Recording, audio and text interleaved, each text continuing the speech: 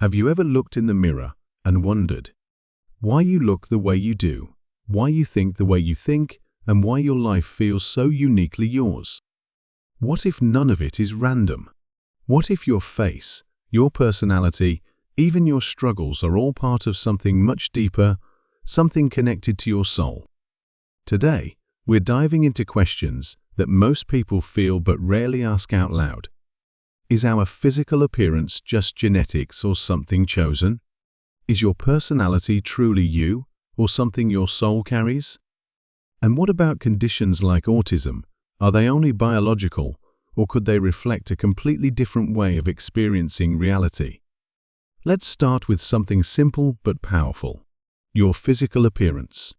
From the moment you were born, you were given a body, a face, a presence in the world. And whether you love it or struggle with it, it shapes how people see you and how you see yourself. Science tells us it's all genetics, DNA, inheritance. But here's a different way to look at it.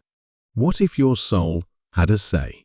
Imagine that before this life began, your soul chose certain experiences it needed to go through. Growth, lessons, emotions. And to experience those things it needed the right vehicle. That vehicle is your body. Maybe the way you look influences how people treat you. Maybe it shapes your confidence, your insecurities, your journey. Someone considered beautiful might experience attention, validation, even pressure. Someone who feels overlooked might develop depth, observation, or inner strength. Different paths, but both meaningful. And then there are those born with physical challenges, conditions that make life harder from the start. From a surface level, it feels unfair.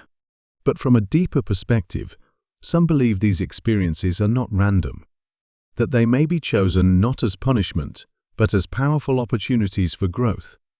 Not just for the person, but for everyone around them. Now, let's go deeper. Your personality. Why are you the way you are?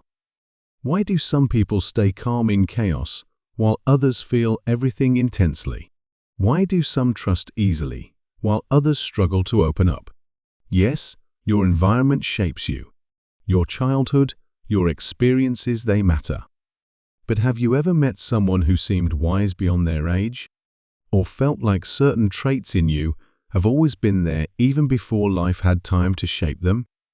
That's where the idea of the soul comes in. Some believe your personality isn't built from scratch. It's carried, not as clear memories, but as patterns. Your fears, your strengths, your emotional reactions.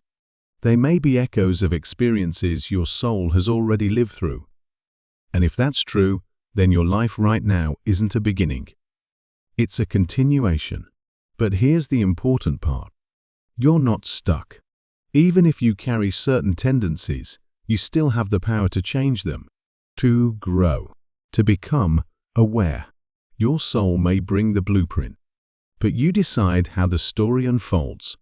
Now let's talk about something deeper and more sensitive. Autism and other neurological conditions. Science explains these through brain development, genetics, and biology. And that understanding is essential. It helps people get the support they need. But there's another perspective that asks a different question. Not what's wrong, but what's different. Many individuals on the autism spectrum experience the world in ways most people don't. Heightened sensitivity, deep focus, unique perception, sometimes difficulty in communication, but often a rich, complex inner world. What if this isn't a limitation but a different lens?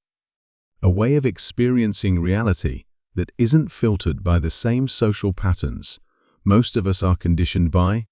Some even believe that these individuals may be more connected to raw perception, less influenced by illusion, more connected to what simply is. And yes, there are real challenges. We should never ignore them. But maybe alongside those challenges, there is also something extraordinary. A different kind of intelligence, a different kind of awareness. And maybe their presence in this world does something important. It challenges us to be more patient, more understanding, more human. Because when we meet someone who experiences life differently, we are forced to expand our definition of normal. And that expansion is growth. Now, take a step back and look at the bigger picture. Your appearance, your personality, your struggles, your strengths. What if they're not random pieces, but parts of a larger design? A design where your soul sets certain conditions, but your choices still matter. A design where differences are not flaws, but variations of experience. And if you start to see life this way, something changes. You stop asking, "Why me?" and start asking, "What can I learn from this?" You stop comparing yourself to others and start understanding yourself. You stop judging people for being different and start becoming curious about their world. And that shift is powerful because it brings you closer to something we all need more of: understanding. So the next time you look in the mirror, don't just see your face, see a story. The next time you notice your habits, your fears, your strengths, don't label them too quickly. They might have roots deeper than you think. And the next time you meet someone who experiences life differently, pause, because their reality might hold a perspective you've never considered. And maybe that's the point. Maybe we're not here to all be the same. Maybe we're here to experience life in as many different ways as possible. And through that, slowly understand what it truly means to be human. Because in the end, it's not just about how you look or how you think. It's about the journey your soul is taking through you.